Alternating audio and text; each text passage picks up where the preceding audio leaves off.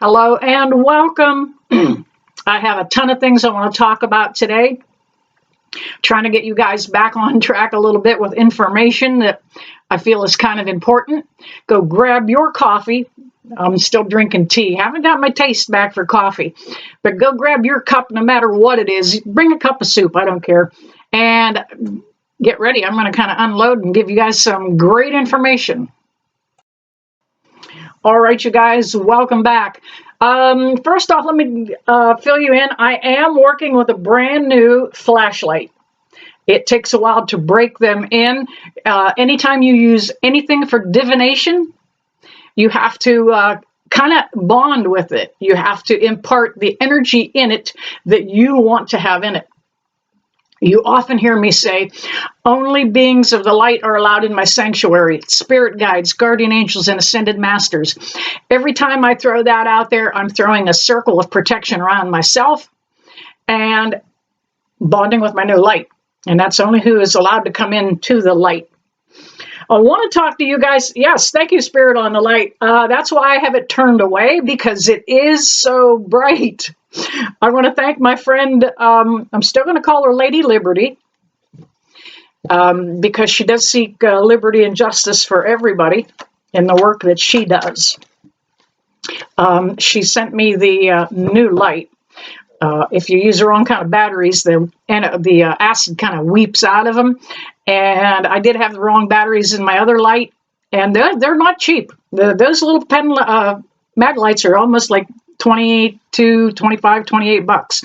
So I want you to know, though, that is divination. And divination is anything you use to communicate or contact with the other side.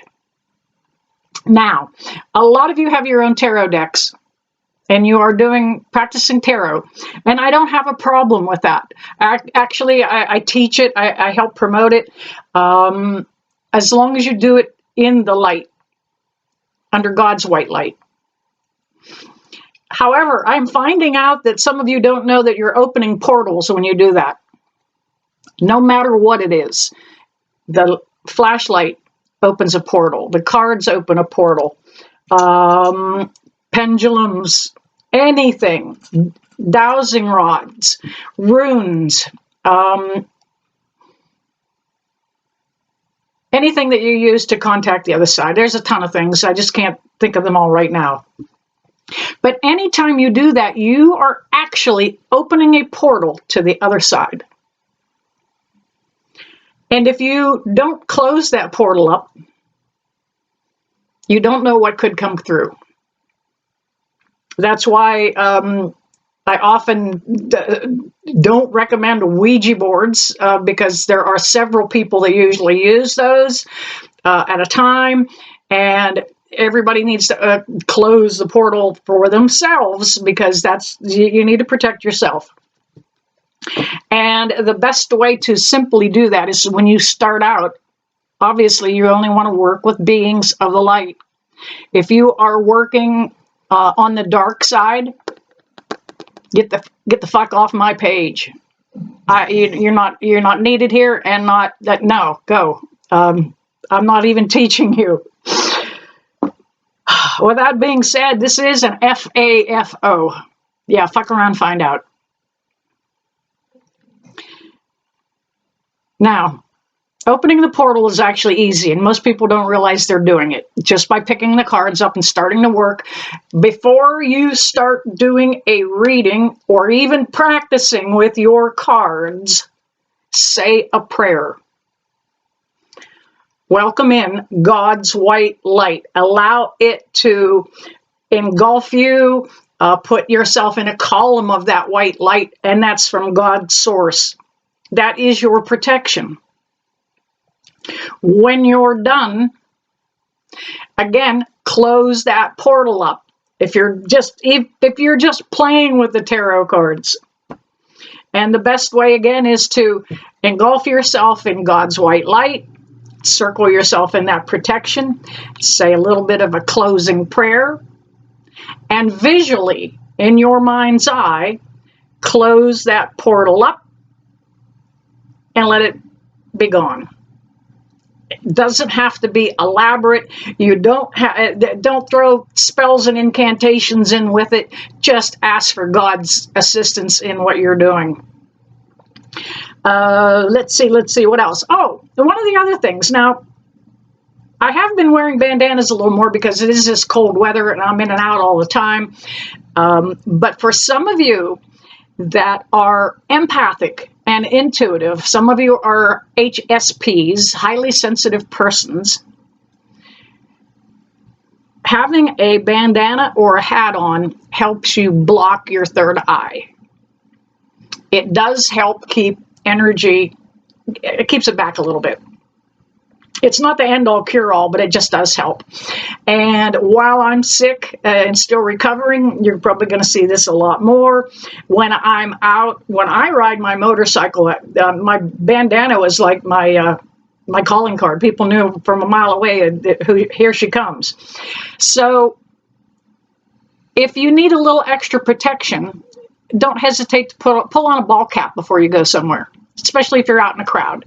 If you get overwhelmed by a lot of activity in crowds, it's going to help you out tremendously. But as you put it on, I want you to visually think of it as being protection, and you're almost putting on the God's armor, okay? All right. While I was sick, I absolutely knew that I had some kind of an attachment. And I did not close out my last reading correctly just prior to me getting sick.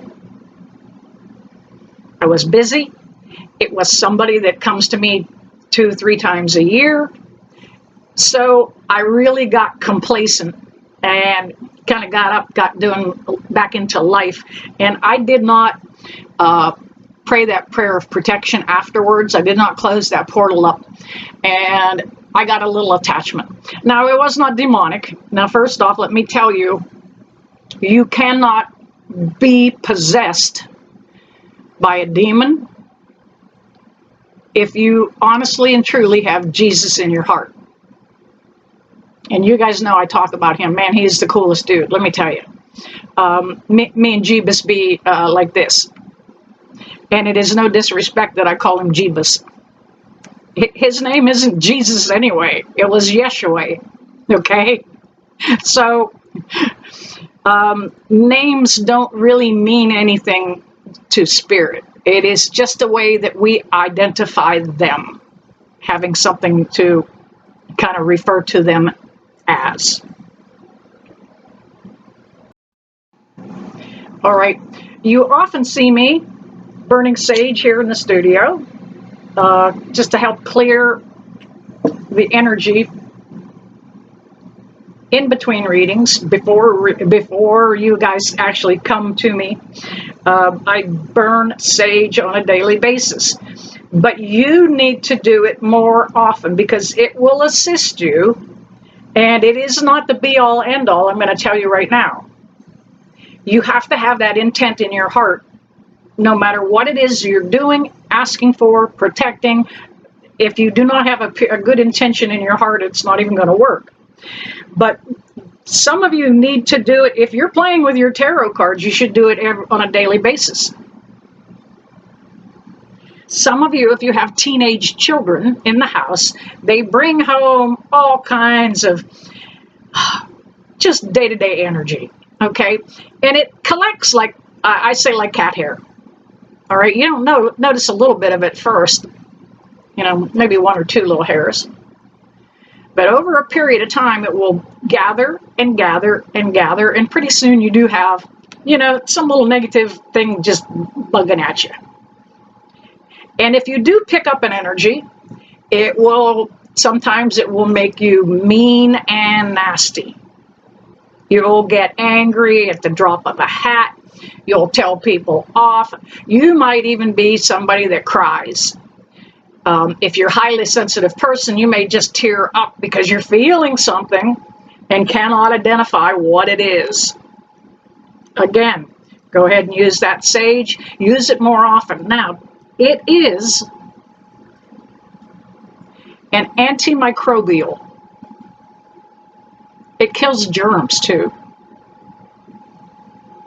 kind of clears, it really does clear the air. Okay, so don't be afraid to use it. I, in the past, have not used it before my readings because a lot of people don't know what they're smelling. If you're a novice at this, or if you're out, a lot of my little old ladies go, "What were you smoking?" Well, honey, that's just sage, and it's kind of pungent. I really do not care for the smell of sage. However, it is very powerful in what it does. Oftentimes you'll see me use Palo Santo, and that gives a warm, cedary kind of a smell, and I enjoy it. And it is just as beneficial as sage because it is the intent that I use it with. So I want you guys to feel free on cleansing your space more often. I mentioned if you have teenage kids in the house, obviously. If you are a hairdresser and you are putting your hands on somebody's head, you are picking up their energy. If you're a massage therapist, if you are an x-ray technician, any work that you do where you're touching somebody else, there is an exchange of energy between the two of you. Hopefully, I hope you impart your good energy on whoever you're working on. And always think of it that way. You know, please bless me and help me give them the best that I've got. Bartenders, you guys need to really just smudge your house. Your car is your absolute bubble of protection to all of you, because when you walk outside the door at work, as you walk out that door, mentally block off that energy of work. And as you climb into your car, you're climbing into your bubble of protection. Go ahead and sage your car once in a while too. And it's not called saging, it's actually called smudging. And then that's why the Catholics do that little cross. They smudge that cross on Ash Wednesday, and that's for protection. Okay, because you can see how many of these things are connected to the churches. So take that time and make sure you cover your own tail and don't welcome in negative energy. All right, I am going to go ahead and pull a few cards. Spirit on the light back there, you are welcome to turn that on or off anytime. It is new. It's been working a little bit. However, it seems like the dawning of a new day when it turns on. It has the highest candle power that I've seen in one of these. It is not a 6-inch mag light. It is a 6.5 inch. And I love it. I love it. All right. Pull some more cards here just to kind of give you a heads up on the reading. Wow, wow, wow. Absolutely what I was talking about. Almost to a T. Anytime I get an ace after I've been talking, and this was the first card that came out of the chute for me, it is a validation that you're right on it. Yes, Tina, you're right. I work that closely with Spirit that they, and you guys too. If you're talking and you're reading the cards for yourself and you get an ace, yep, you know what you're saying. You're feeling it.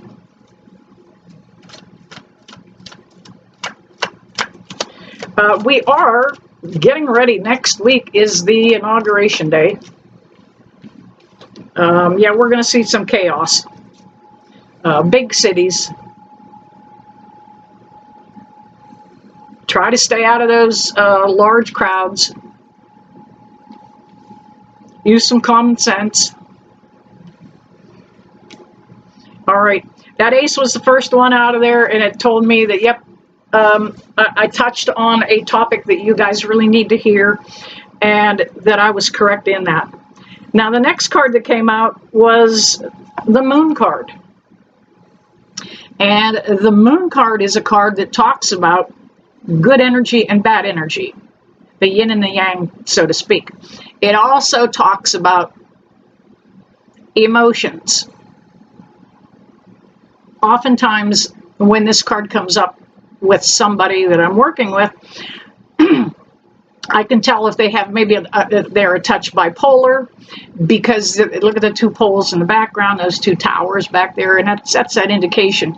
And those two dogs actually are, one is wild and one is tame in the depiction.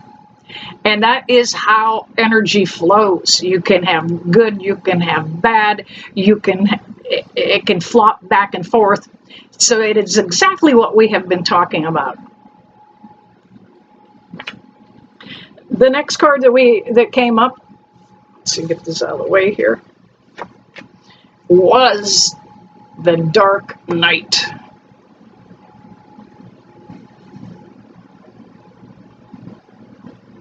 It was in reverse. Some of you are feeling the stress of the economy. Many of you do not have a lot of discretionary money to spend on fun things. That Knight he's pretty serious. So what it's telling me is that you need to make sure that your basic finances are taken care of first. Don't go buy a new car. Do you really need it? Or do you just want to keep up with the Joneses? I taught financial literacy. I was a credit counselor. I sat on the task force in Mercer County for foreclosure prevention. Many of you have put yourself in a financial spot with credit cards this last year and over the holiday season, that you feel like you are financially, your back is against the wall. Put the damn credit cards away and stop using them. Stop eating out. Stop going to Starbucks for the coffee. Stop going through Sheets. You don't need to go to Dunkin'. You know what? You can make that stuff at home and save a couple $100 a month. Many of you do not realize, because you swipe that card so quick. Well, it's only $7. I only spent $10 today. Well, add it up. At the end of the month, how much does that add up to? So you literally need to live like you're Amish for a while just to get financially back on your feet. I just saw some of the statistics on this, and as a nation, we are seeing an all-time credit card high.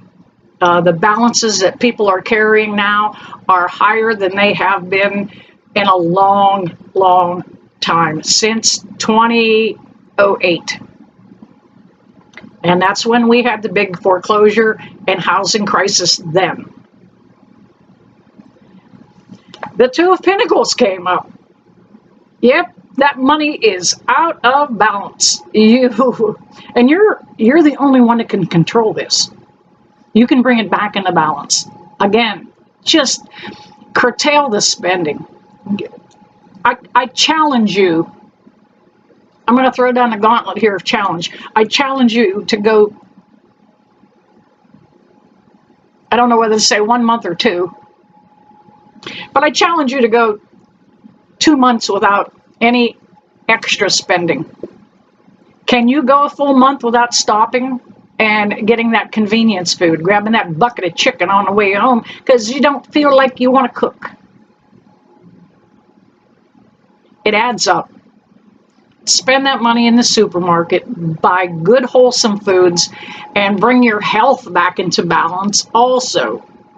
Many of you live a high carbohydrate lifestyle. Damn it. That stuff will get you. Processed foods. I can't wait till the new administration kind of comes in with their Kennedy guy that's supposed to help out, because he has a very strong background in fitness, nutrition, and healthcare. He is not going to eliminate vaccines. For those of you that are worried, I can see it as a psychic. Some of you have to have that vaccine because it's been programmed in you that it's going to help. He's going to make it a choice. that it is not mandatory that you have to have it, okay? We have the Queen of Swords. Now, this is kind of referring back to that negative energy that I spoke about earlier. If you have a tendency to get mean and angry and kind of just pissy with people and have a sharp tongue, it will come back and get you. Every time you tell somebody off, you're creating a little bit of karma for yourself. If you're setting somebody straight, like, I'm sorry, you didn't hear me. It's the attitude. It's what's in your heart. Please be careful with what you say and who you say it to. Use some common sense. So we are in a time frame that everybody needs a little bit of kindness and attention, and it starts with you. Absolutely. It starts with you. We have the Wheel of Fortune. It actually came up in reverse. You're holding back your own good fortune. You know, nothing ever good ever comes my way. You just programmed it. You just pushed back any good luck that was coming. So you need to begin to program yourself to think in a more positive light. All right, grabbing another deck here, see if I can get any validating energies. I do bless, cleanse, and clear these cards, all of them, just prior to sitting down. Well, actually, before I turn the video on.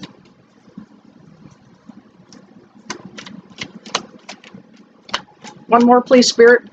Those of you that have been following me for a while notice that I don't deal the cards out, that I only take jumpers. That allows Spirit to kick them out of the deck.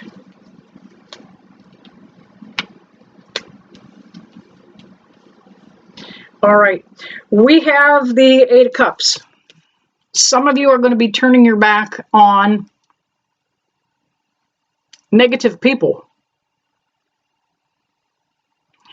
Do you have that one friend that when you get together and have coffee, that you kind of slowly start gossiping about everybody? I do. I have one friend who that when we get talking, somehow her energy kind of comes in, and pretty soon I'm kind of on it too. I say in my head that, well, you know, old Bill's sick. And that's kind of, I'm kind of like thinking I'm updating her on whatever. I don't even need to talk about Bill being sick. It's none of my damn business. I need to shut my mouth and not get in. But we all have somebody that does that to us. You can cut them out of your life slowly, gradually. Just don't carry on a conversation that long. Cut it short. Hey, I got to go. Something's happening here. I got a doctor's appointment. Whatever. Be polite about it, though. I'm going to tell you right now. Don't be bitchy. Don't be grouchy. Don't cut them off rudely. Just start eliminating your time with them. We have the Nine of Wands.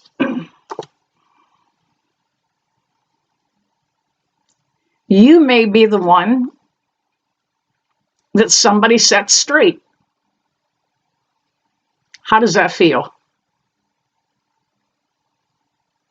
You kind of get protective, don't you? And that's what that 9 is about. This guy's been through it. I often refer to this as wounded warrior energy. Some of you have been down this path so many times. You know what's coming.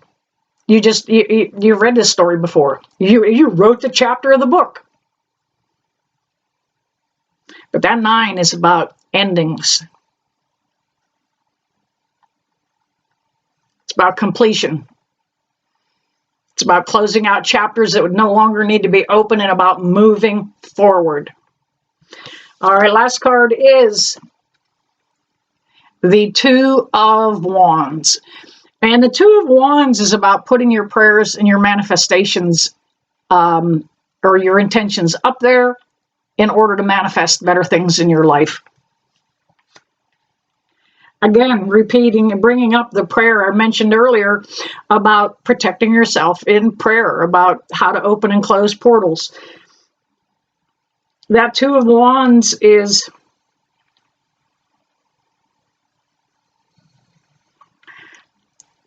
actually, it's speaking to me about how we are bombarded by the media.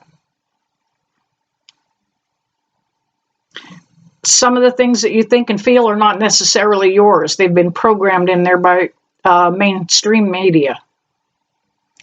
Anytime you see a narrative that is repeated almost verbatim on this channel and on this podcast and on that channel, if they're saying the exact same thing, it's because that media entity is controlled by a higher, greater, I don't want to, not a good force, but higher, greater, not greater, take that word out of there, by higher influences. Usually it's financial. All right, there we have it. I don't see anything bad coming over the weekend. We're all getting ready for that inauguration coming up, changing of the guard. Talking about prayer, let's go ahead and pray for peace for our country. The cooler heads prevail. You can actually, with your prayers, now, a lot of you know that I pray 10-10 every night. I have a prayer list that I pray for anybody and everybody if you ask for prayer. Did you know that if you pray at 10-10 at the same time as me, that they come together and lift many more people? They get stronger anytime 2 or more of you come together in my name. You know how that goes? Back in the 80s, and I believe it was 1983, I've been doing this for many, many moons. There was something called the harmonic convergence, and it took place, one of the places it took place was in Niagara Falls on the Peace Bridge, where hundreds of people, maybe even thousands, has been so long ago, I'd have to look it up to see how many turned out. And there were other places around the country. I think Mount Shasta was one, a couple other. But at that time, during that moment when everybody came together, they all prayed for love and peace. And that's my prayer for you. I pray you find love, and I pray you find peace.